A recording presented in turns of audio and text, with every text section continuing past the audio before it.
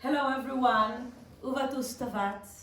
I have the honor and the pleasure to host today on the occasion of Tu Bishvat with Ethel Salutskij, the president of Keren Kajemet Finland. Hello Ethel.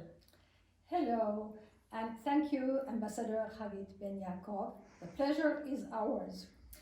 This year we have a special year for Keren Kajemet. Keren Kajemet, the Jewish National Fund, is celebrating its 120th anniversary. And instead of having a special event at the end of the month, because of the corona, we have to make it now in this way. So could you please now tell a little bit about yourself to our audience? So I was born and grew up in Beersheba. It's the capital of the desert in the south of Israel. And I lived there for 18 years. And then I joined the military service. And after that, I moved to Jerusalem, where I graduated master's degree in Middle East Studies and History. And in between the two degrees, I joined the foreign ministry. And I'm already there, more than 25 years. I've spent some time in the Philippines, in Turkey. I was the ambassador to Latvia and Lithuania. And now I'm very happy to be here in Finland, but also in charge of Estonia.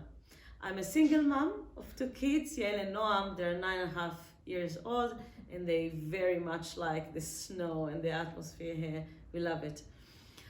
If I go back to Tu Bishvat, I think it reminds me of how we used to celebrate it.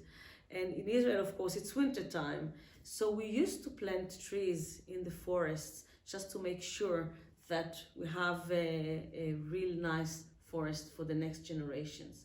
So this is what we used to do. But it's really interesting, if we're talking about Tu Bishvat, maybe Ethel, you can tell us a little bit more how it is all started. Because Keren Kajemet originally was devoted, as I mentioned, to forests, to protecting the forests. But I think it's a very interesting story to learn from you how it started. And what are you doing today? Because I know that you do so much more than that. Keren Kajemet, the Jewish National Fund, was founded in 1901 in Basel in Switzerland. In the very early 1900s, a European banker came with the idea, or he wanted to solve the problem where to get money to acquire land in Palestine in those days. So he invented that this kind of a little box, the blue box, pushke, was distributed all over the world to Jewish families. And people were told that before Shabbat on Friday, they should put some coins in this little box. And the young people from different communities regularly went and knocked on the door, and they emptied these boxes. And that money was sent to Israel or to Palestine, and they started to buy land. The land was in a very bad shape at that time. There were illnesses, there were all kind of, it was very dry.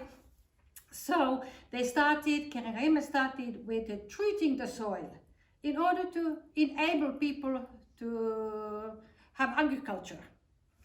And after that, they also thought how important trees are, not only for the nature, but also for the people.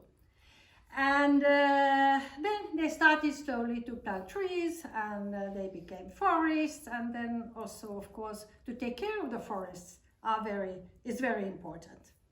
But Keren Kajemet is not only about these trees, it's very famous about them, because more than 240 million trees have been planted in Israel. But Keren Kajemet is also active in many other fields. One very important is water management. With the technology that Israel has, or Keren Kajemet has developed, 80% of the agriculture in Israel is nowadays irrigated with recycled water. And they are one of the leading countries in the world that have this technology.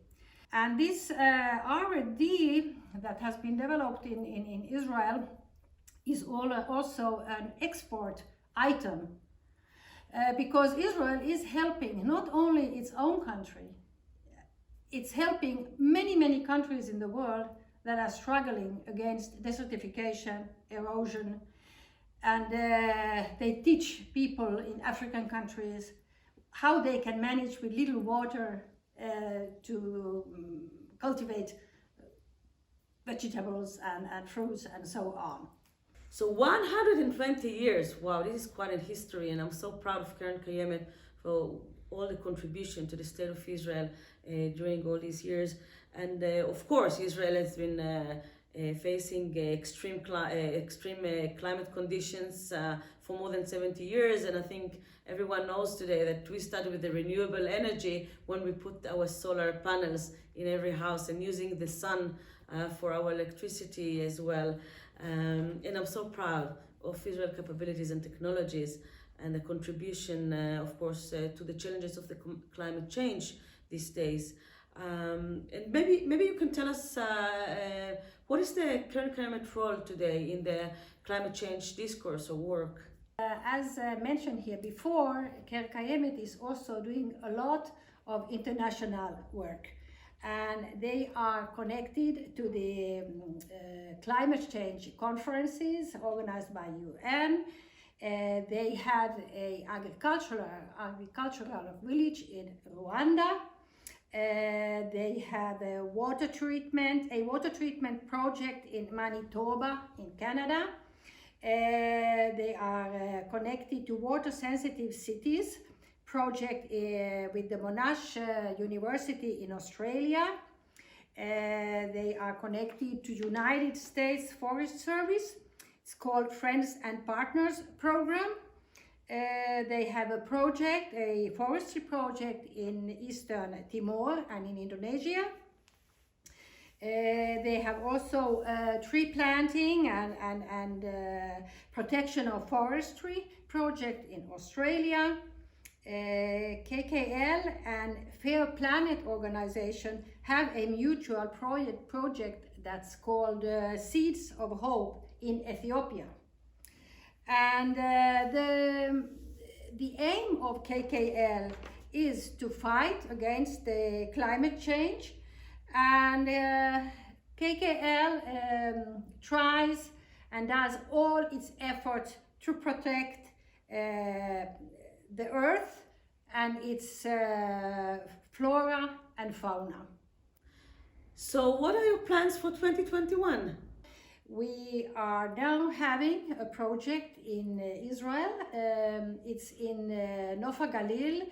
Keren Kajemet is constructing education centers in several peripheral areas around Israel. The first one is now in, as I said, in Nofa Galil. It's called the House for Excellence. And there we have now adopted Finland project. It's called then the Finland class. And for this we are collecting now donations. This is a way how Finland wants to support the students from peripheral areas in their future studies to guarantee them an equal future and a good life in the same way like children who grow up in big center areas. Thank you, Ethel, for your words and for your important activity here. And thank you for sharing the activity of KKL during the years, especially the 2021 projects. And we will be very happy to continue and promote it with you. And now we can enjoy the fruits, the traditional dried fruits that we have, as we have it in Israel. We used to eat the dried fruits of the country. So please enjoy with me. Thank you very much, and also warmly thanks for receiving me and that we were able to make this discussion. It was really enjoyable. Happy Tu Bishvat! Hyvää puiden uutta vuotta!